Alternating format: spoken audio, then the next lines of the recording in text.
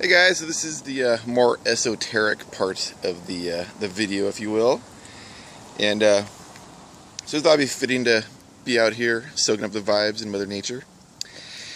And really, it's been a kind of dawning realization for myself that I had to go more personal and be a more authentic writer in my ideas.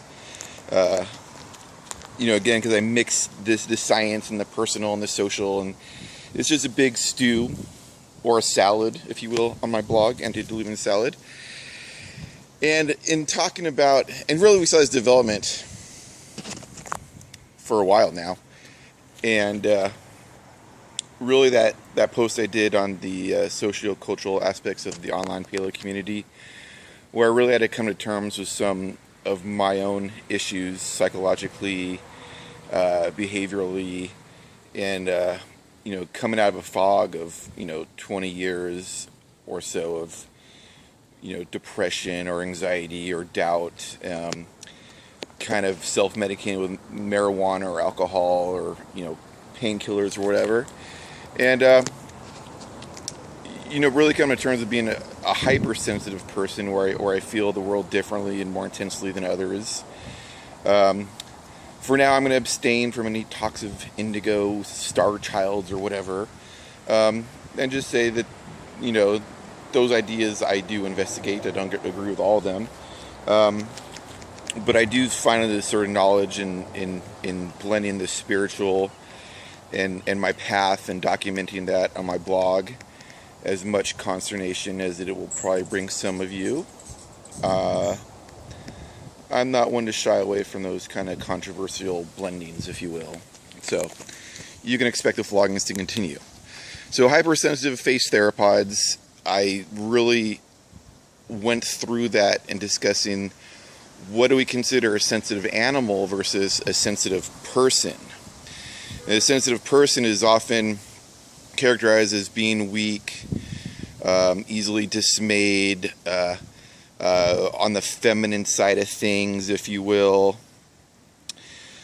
while a sensitive animal would be construed as having, a great sense of smell or eyesight or any of the other senses we tend to embellish. And I made the analogy to superheroes, how we look at it's a great thing to see through walls or to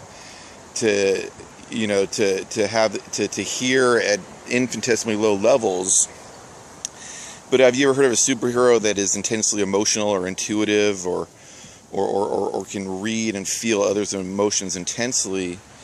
And that to me gets at the core of not so much the world, but in Western society, how being intensely emotional is a sense, and I consider it a sense because it's just the same as hearing or sight or smell. It's reading and reacting to your external environment. In this case, it is other sentient beings, whether you're a species or not. And so I really wanted to drive home that point as a critique of Western society and where we're going culturally. And this is a broad issue with much thought I still need to put into it. But I do think that we are in a fear, ego-driven world, and much of that has to do with our denial of emotion and empathy, and really driving a stake through those people that are most emotional and most sensitive to things, and making them feel as if their super sense is a weakness, when it really need not be, and really be something that we should empower and look to with envy those that have this skill set. Just the way we look at envy as someone with a refined palate or great sense of smell, these other superpowers should be envied. Because we envy them in animals. We look at lions or sharks or crocodiles as these magnificent supersensory beings. which they are. We don't often think of them being emotional like we are, and that also again cuts to the core of the issue, is our own denial of our other senses, whether it be smell, hearing, other things. We tend to think of humans not having those as so well endowed as other animals. At the same time, we also, while we highlight those senses in animals, we diminish the sense of empathy and emotion in other animals and try to define it as a human thing. It's only a human thing, and that is very congruent with our history of separating humans from the natural world and from other animals, even our closest aligned species. And I think that's something we need to get back to.